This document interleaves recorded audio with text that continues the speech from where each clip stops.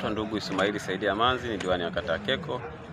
Tumeandaa bonanza au tamasha hili kwa niaba ya kuinua vipaji vya vijana ili tuweze kuwawezesha wawe wachezaji wa kitaifa na kimataifa, lengo waweze kujiendesha kimaisha na kiuchumi. Na kauli mbiu yetu ya Keko kwamba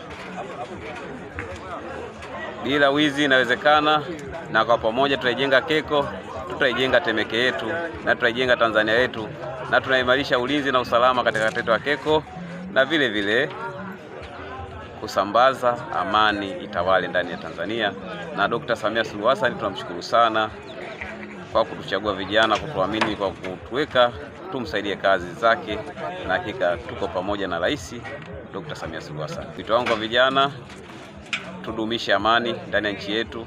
Bila amani hakuna maendeleo. Kesho washiriki watashiriki katika upande wa boksa, watakuwa washiriki 20, na upande wa muziki watakuwepo, na upande wa ngoma za asili watakuwepo, upande wa bongo movie watakuwepo, na upande wa singeli watakuwepo. Yaani tunagusa kila nyanja wale wenye vipaji. Wanawake tumezingatia, wanawake watakuwa 4 na 16 watakuwa vulana kwa upande wa ngumi, na upande wa bongo movie wapo wanawake ni wengi, na upande wa singeli watakuwepo, na upande wa bongo flavor wanawake watakuwepo. Mchezo wa boxer sio mchezo wa kiuni, ni mchezo wa kujipatia ajira na kipato halali. Mimi hakika kwa mama waje tuangalie boxer. Keko inarudi kama zamani. Maandalizi yanaenda vizuri kama mnavyoona. Kwa ujumla watu watafurahi kwa sababu maandalizi yako vizuri kabisa. Mheshimiwa Diwani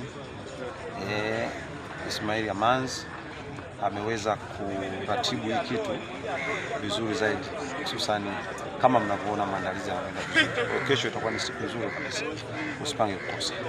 Nawaambie kwamba hii michuano ambayo tunaianzisha hapa au uzinduzi wa ringi hii tunaozindua hapa, lengo kubwa ni kuondokana na uhalifu.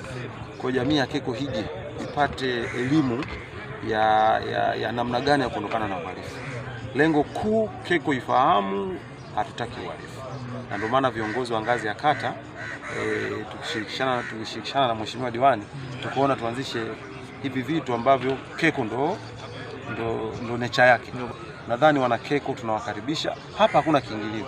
Yote ni kwa sababu ya kuelimisha watu, jamii ielewe dhana ya kuondokana na uhalifu katika kata yetu ya Keko. Francis Michael Kavishe, nimekuja hapa kupima uzito na kuwakilisha Keko yangu, kwamba tumekuja kupima uzito siku ya leo na afya kwa sababu ya kesho ya kujiandaa na matukio ya tamasha ambalo la kuzindua ringi yetu.